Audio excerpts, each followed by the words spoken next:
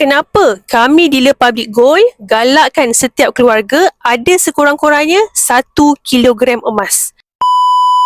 Tuan-puan, jangan lupa like, save and share video saya ini untuk rujukan anda pada masa akan datang.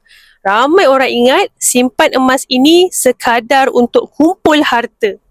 Tapi bila saya dengar kisah mentor Tuan Muhammad Zulkifli Syafi'i, baru saya faham kenapa pentingnya ada simpanan emas untuk keluarga. Dulu, beliau pernah melalui satu fasa yang sangat mencabar apabila dimasukkan ke dalam penjara selama 2 tahun.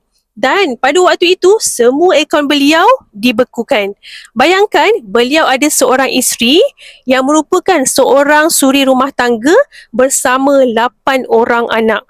Tetapi keluarga beliau masih mampu survive sebab mereka ada simpanan emas sekitar 1 kilogram emas. Dari pengalaman itulah, beliau mula menggalakkan setiap keluarga memiliki sekurang-kurangnya 1 kilogram emas untuk satu keluarga. Sebab kita tak tahu ujian apa yang akan datang dalam hidup. Kadang-kadang bukan sebab kita boros, tapi hidup memang boleh berubah sekelip mata. Hilang pekerjaan, kehilangan pencari nafkah, kebakaran rumah ataupun jatuh muflis.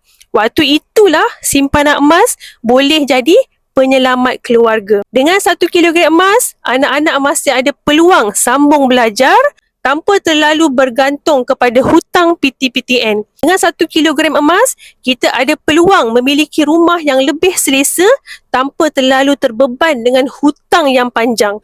Dengan 1 kilogram emas juga, kita boleh melalui hari tua dengan lebih tenang tanpa terlalu bergantung kepada anak-anak ataupun orang lain. Sebab itu, saya selalu percaya simpan emas bukan tentang nampak kaya, tetapi tentang menyediakan perlindungan untuk keluarga yang kita sayang. Kalau hari ini anda belum ada 1 kilogram, tak mengapa. Yang penting, mula dulu sedikit demi sedikit. InsyaAllah, lama-lama jadi bukit. Kalau anda nak mulakan simpanan emas bersama Public Gold, boleh klik button sign up di bawah ataupun pergi ke profil saya. Untuk klik button sign up, saya akan bantu guide anda satu persatu sebaiknya. Simpan emas masa anda tak perlukan emas, target 1 kilogram untuk satu keluarga.